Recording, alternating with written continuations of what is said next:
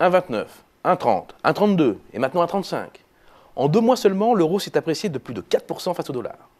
Mais ce n'est pas le plus spectaculaire. Face à la livre sterling, le compteur indique près de 6%.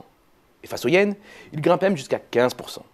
C'est le comble pour une région à la traîne de la croissance mondiale depuis des années et un temps menacé d'explosion. Et il faut se rendre à l'évidence. Si l'euro remonte, c'est pour de mauvaises raisons. S'il remonte, c'est bien à cause de la passivité de la BCE à l'heure que la guerre monétaire fait rage. Guerre des monnaies, guerre d'échange, guerre des devises, dévaluation compétitive. Tous ces vocables décrivent la même ambition. Déprécier sa monnaie pour doper ses exportations et donner un coup de pouce à son économie. Une tentation forte quand l'économie mondiale ralentit. Mais c'est une stratégie non coopérative, car menée au détriment des partenaires commerciaux.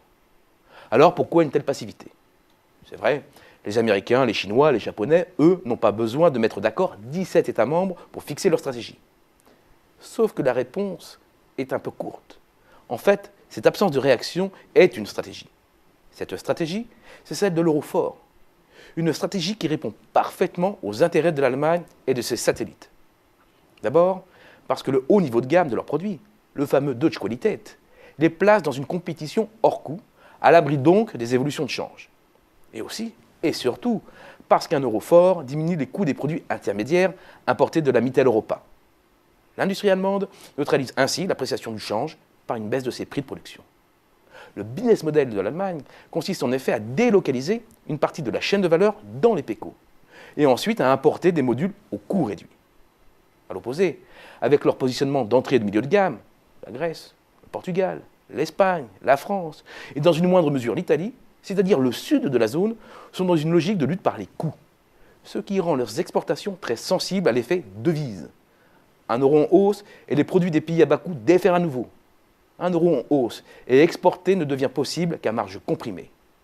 Un euro en hausse et c'est le risque d'une nouvelle vague de désindustrialisation.